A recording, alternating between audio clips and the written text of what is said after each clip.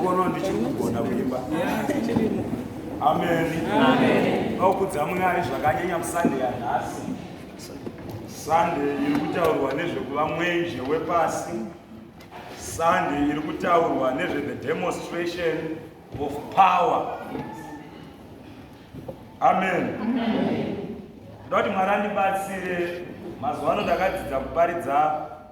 Nyange ukateera izvezvi mumafacebook pandine ndichiparidza handisi kupfuura 1 hour pandichiparidza. So mazuva ano I'm very short. So unofanira kufamba neni kuti tigone kunzwanana.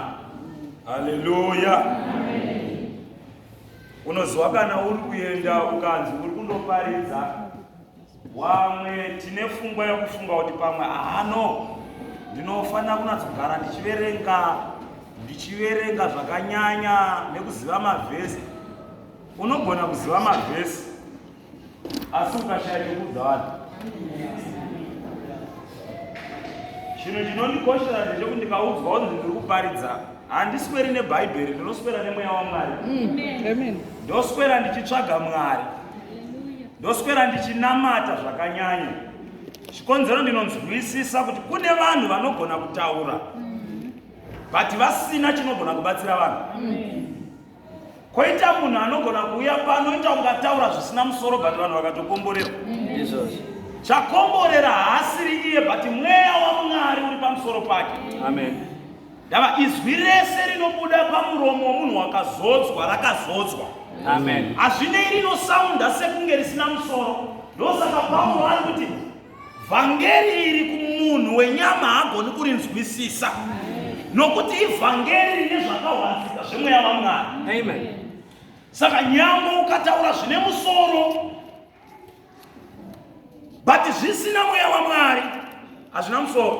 Kusvika zvaita mweya waMwari. Amen. Haleluya. Ndofunga ndiri kunatsonzwika. Mwari vakandisaka loudspeaker mukati mangu. Kana ndichitaura ndinotenda kuti ndinonatsonzwika zviri very loud. Amen. Pandanga ndichitarisa mascriptures ese averengwa ndakabatanidza ese ndikaona kuti anotaura about the demonstration of power. Demonstration of power hazvirevi chete kunamatira vanhu vanorwara vachiporeswa kuti this is the demonstration of power. Amen. Amen.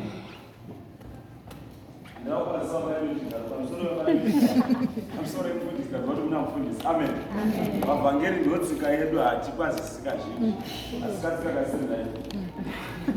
Amen. The demonstration of power pacharo rega word iroro inotaura zvakawanda. Chandakanyatsoongorora ndikaona ndechekuti mainline churches dzinoita specialize on the demonstration of power our day-to-day lives. Amen. Tinonyanyoita specialize mukuti kana tikange taenda kumba ngatiendei tinoexpressa rudo rwaMwari kuvanhu vasara kudzimba. Handei tinoona varwere ngatipei varombo. Amen. Ndo pane mutsauko wedu nemapentecostal churches ariko very much specialized mu demonstration of power yekuputsa madhimoni, yekuporesa vanorwara nekuita sei ndo very much into. But hazvisiri exposed kune vanhu vasingaendi kuchechi. Amen. But this kind of demonstration of power yarehwa nebhuku yaIsaiah inoita kuti kunyangwe vari kumba vasingaendi kuuya kuchechi they can see the demonstration of power. Amen. Kana tikanamatira murwere kuchechi tinomunamatira pano, kana akarutsa kana akabuda madhimoni anobuda muchechi. Vari kunze havagoni kuzviona kuti kwakabudwa dhimoni. But kana ndikabuda panze ndinobatsira varombo, vari kunze vanouya kuchechi nevasingauye vanozviona kuti there is the demonstration of the power of the word of God. Amen. Amen. So now we are talking about the demonstration of power. Amen. Amen. Isaiah ari kuti chechi yangu enda kunoudza Israeri uvaudze zvinhu zvavo vana vaIsraeri ndavakauya pamberi paMwari vakanamata sevanhu vasina kumbotadzira Mwari, sevanhu vari kuita zvinhu nenzira chaiyo chaiyo. Wakambozviona kuti tese tikauya muno tiri vatsvene tikamira pano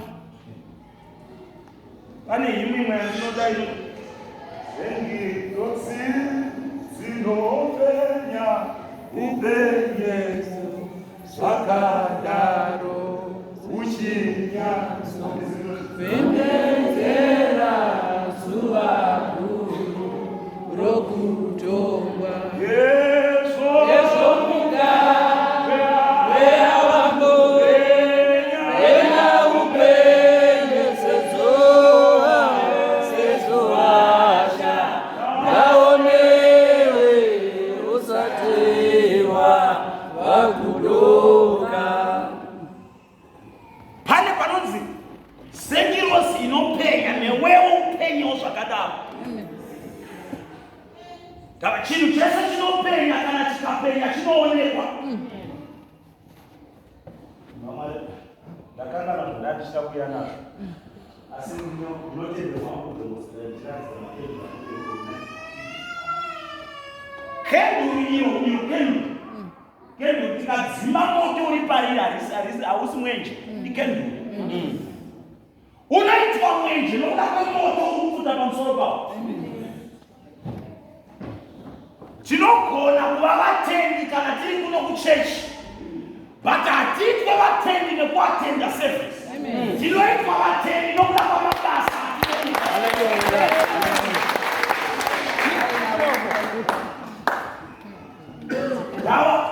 Ndava kenduru arikuonekwa basa raro kana risati rabatidzwa.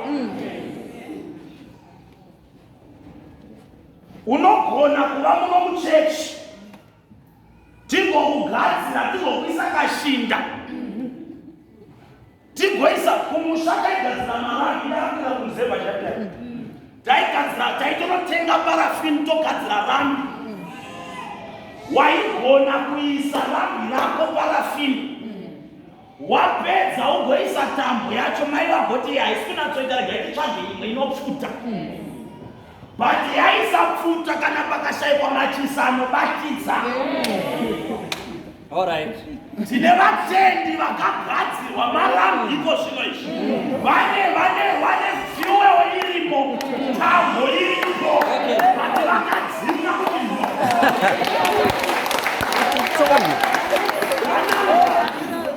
Vana namai. Itererei zvakanaka. Yes. Munogona kugara mudima. Iyo fuel munayo. Rambi ririmo mumba but chashayikwa imachisi yokubatidza. Kana mukasatowana nawo moto wokubatidza nawo mwenjewo haubatidzi. Dima rikatovapo mukaedza muri mudima. Iro rambi ririmo mumba. Tine vatendi vanogona kutosvika pakufa. Chiri chigubhu chakazara mafuta.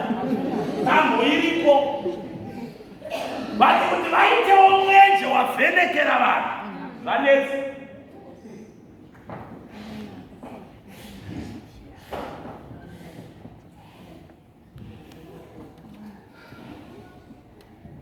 Mwari kutaura zvakanaka akati imi muri mwenje wapasi. Mwenje wapasi. But mwenje haugoni kungova mwenje. Jesu atiita mwenje anotumira mweya wake pamusoro pedu.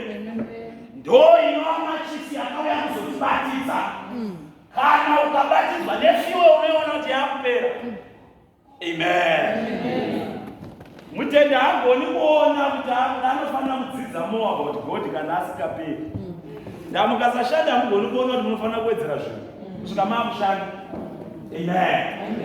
Right rako iwe kana kuti rambi rako ukasaribatidza moto kana kenduru Hauoni nidhi yekutenga rimwe, hakuna chinoripedza. Unotenga imwe nokuti iyo wakanga uinayo wakaipisa iri kutsva. Kana tikakuparidzira ivhangeri mukasarisenzesa, hamugone kuona nidhi yokutsvaga Mwari zvakanyanya kusvikira mabatidzwa. Itere vachikobviko kunoparidza vandikuita ndokunoita kuti ndirambe ndichikokwa. Ndadai ndisingaparidzi vanhu vasingandikoke. Vanondikoka ndandinokuramba ndichikokwa.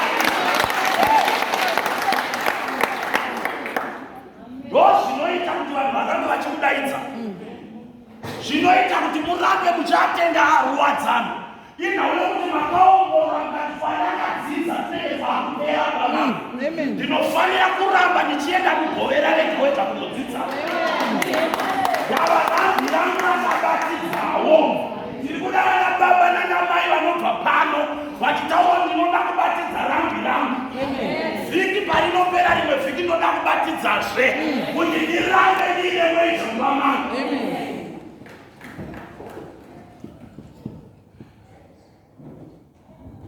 Amen. Paulo ari kuti ivhangeri ubenzi. Paulo anzokana zvinhu zviri kana usina mweya waMwari, wakamboona munhu anodya poison? Ukaverenga Bhaibheri isina mweya ipoison. Ndoza pauzoona vamwe vakamira mumachechi vanorambidzana nekudya nyama nekudii nekuti ipoison rakaverengwa risina mweya. Saka zvinodyiwa zvakurambidza.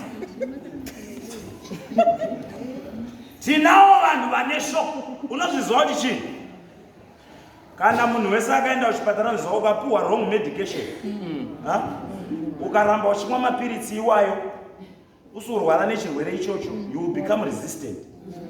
Nyange ukazorwara futi nacho haugoni kubatsirika, ndawakatomwa kare chisipo.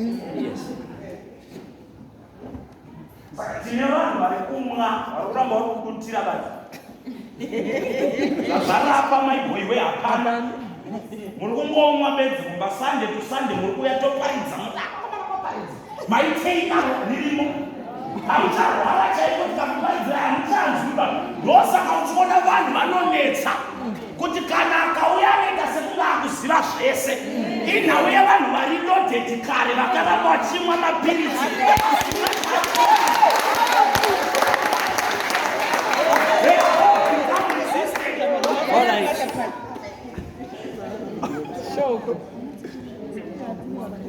Pane nguva yokuti kana ukatsva kunze kuchipisa ukaramba wakapfeka juzi unosvika pakusanzwa kutsvaiwa wakaripfeka. Ona vamwe vakabvisa.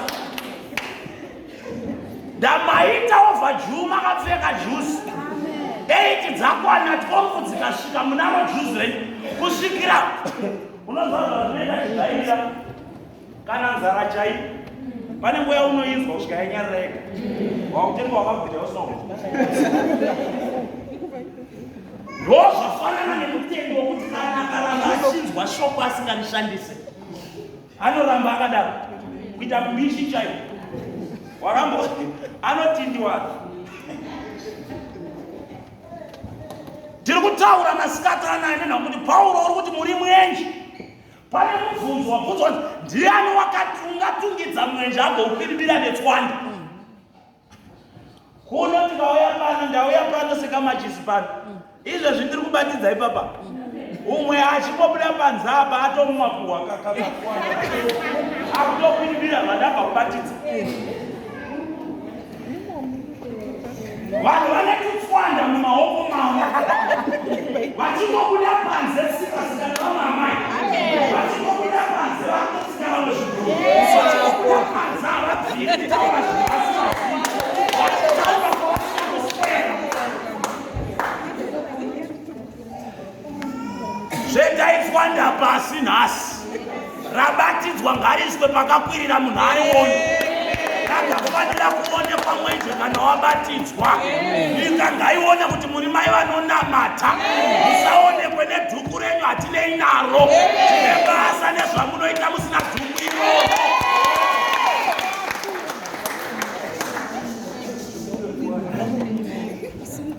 Taneta nevatendi muchechi. Yes.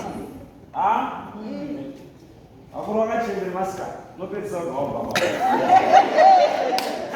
kana wakati ucheche kana tauya navo pano tikavaparidzira akaenda kumba kwake achinja umufungiri kuti ndiye aumumi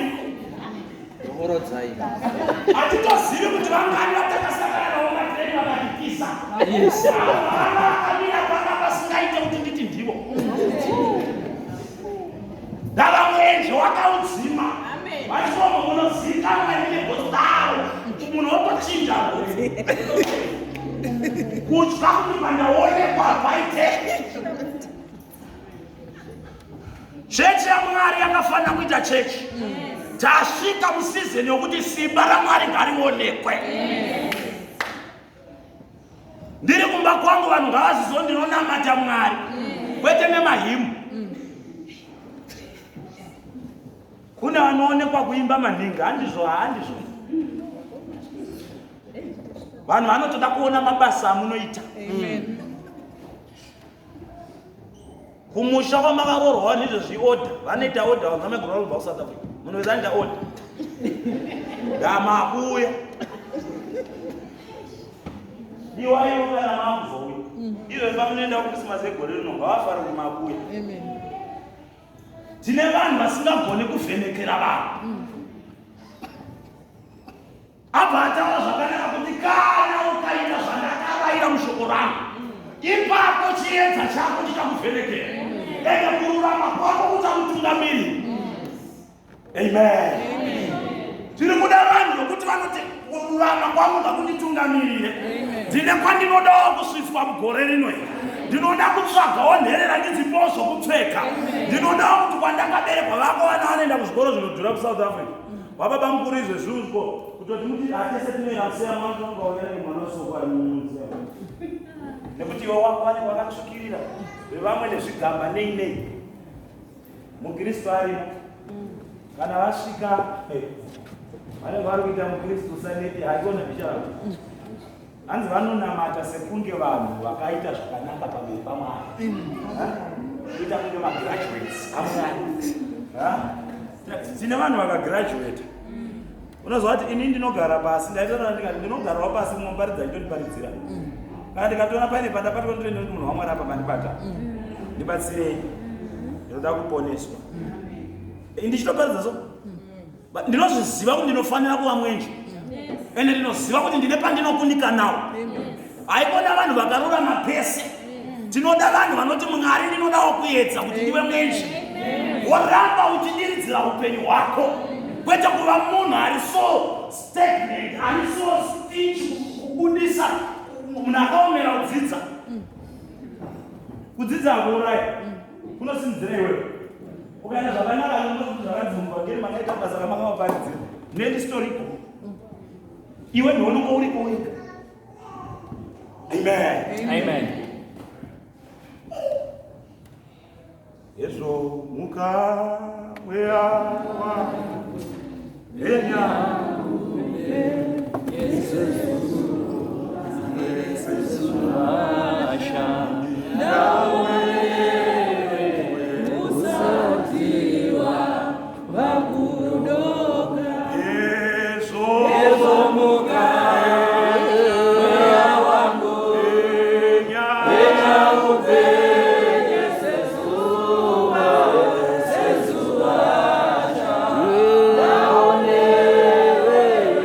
Usatiwa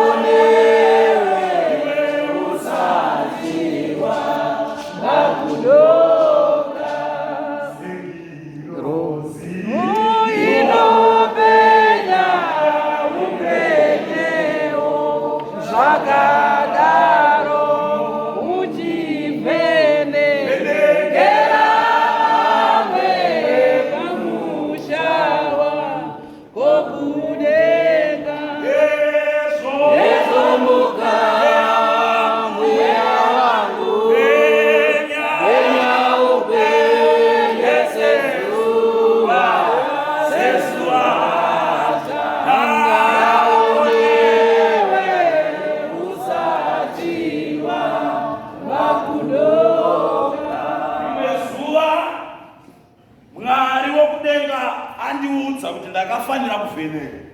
Ndaitoparidza bva ndasingavheneki. Handisina chandaita mucommunity mangu.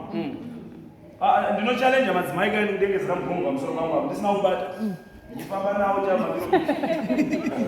Amen. Ndakamuka mamangwanani. Ndikati Mwari, ndinoda kuti ndivheneke muno mandinogara. Amen. Ndakatora mugomo wangu ndikaisa pachipande pangu. Mai vane vanhu 2 vanga varimo vanga vakurisa, vamwe vacho vanga vasina kukurisa but vanga vakachikoka gumbo. So vanga vasingagoni kuzvicherera mvura. Ndakasimuka muvillage mangu. Unozwa chiKristu kubenzera. Unowa vasina mweya. Unotosekwa ichoda. Zvinoda munhu ane chirindi. Kuti kana watanga kubatsira vamwe vanokubvunza mibvunzo. Mari yachabva yanyongwandira iko seiko ndayasika. Ndakasimuka ndichimba hezvomuka mweya wangu ndichienda neraini. Ndakaisa mugombe ndaka chibhorani chachi kumusoro kwekupedzisira. Vari kumaold resettlement akavakwa zviya zvekuti dzimwe dzimba kudzimwe. Saka unoona kudzika nepakati. Munhu wemukomana ane mugombe pamusoro. Ndakadendezera. Kamwe kachipeiri kari mudzasi. Hezvomuka mweya wangu wenyaupe nyese. Ndichienda.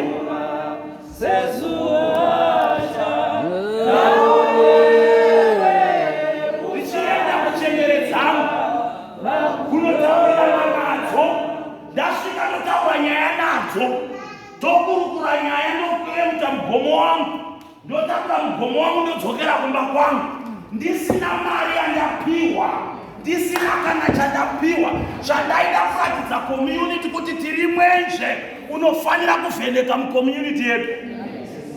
Nanhasi handitorina motokari, asi ndavaridza kuVictoria Falls Mwari wakandiwanira nyasha. Pandakadzoka hembe dzese dzandakatengerwa nekupiwa ikoko ndakabva ndaya nadzo mbona vacho vakatidzoka. Vandarisa pafudzi kumakoni old people's home. Ndisina handakandisitorina motikari. Ndandine zimonaki rakadai ndikarisa pafudza hezvomuka mweya wangu. Ndichifamba ndichienda pane distance kune vanoziva Nyanga Road. Ndakakwira naye pane distance kubva ku main road, Butare Road, kunobata kuNyanga Road wakuda kutonobuda. Pane distance ndakaisa pafudzi nesutu ndichimba hezvomuka mweya wangu. Ndandisina kuritakura kuruzevha, ndandakaritakura kutaundi. Mutaundi unozwa mutaundi wakasuka taizva ndakaita izvo hautakuri nokuoneka briefcase esmart boy. Vevana vakutarisa kana vakachena. Vandandavasa style boss.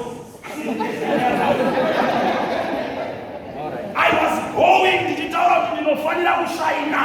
Pandakasvika pageti ndakasvika paine murume anga akatsvetwa ipapo asiwa nevana vake madhokota chaivo vakaita kuuya nemota kumudhamba pamusiwo. Ndikasvika baba ari kutoradza kuti munhu uyu kauyu zvapera. Akashaika tofunga I think 5 minutes ndabva. Asiwa nevanhu. Bati pari kudara nababa nanamai gore rino vanotaura kuti kune vanhu vari kutambudzika. Vanobva kwarisa pamene. Vamune makatowanda munopa ziwa here pamakoni pandiri kutaura.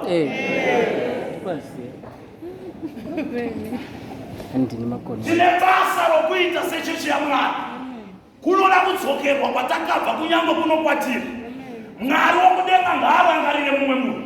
Mwejo wako ngaubatidzwe gore rino. Kuti Mwari ndinoda kuita zviri outstanding. Amen. Kuti Mwari ngaandibatsire kuita zvisina kumboonekwa. Paulo ati zvisina kuonekwa namaziso evanhu, kunyange kunzikwa nenzeve dzevanhu. Handina kudira kuti ndakanga ndaita mukadzi ndozobatsira. Ndakanga ndisina nemukadzi wacho kumba, nemusikana wacho takatora mbani, but ndaienda kutsvaga Mwari. Handina ndaita pazvinhu zvangu.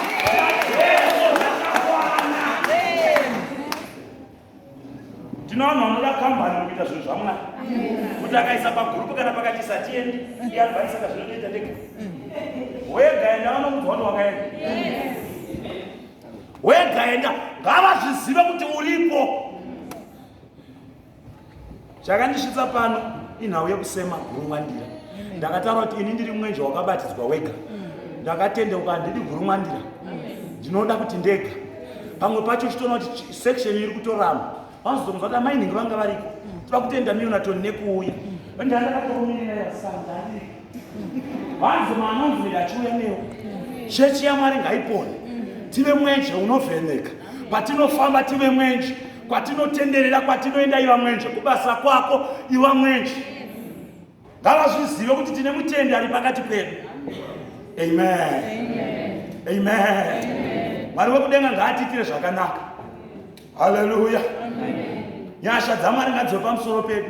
Amen. Chingonoitawo mwenje kumba kwako. Usade kambani. Uchamira wega, uchamira wega, uchamira wega, uchamira wega, oh uchamira wega, uchamira wega, uchamira wega, Uchamira wega, uchamira wega, uchamira wega. Mawateni kunenge kusina. Mwana mai weruwadzano kunenge kusina. Unenge uri wega wakazvimiririra. Kutsanya kwechokwadi hakusiko here kwandakakuudzai. Endai munobatsira varombo. Endai munoita mabasa mumakomuniti mamunogara. Tsvagaiwo old people's home yekushanyira. Tsvagaiwo vanorwara muvaone. Endai munodemonstrate the power of God. Mwari ngaatibatsire muzita raBaba neremwanakomana neremweya Mweya. Amen.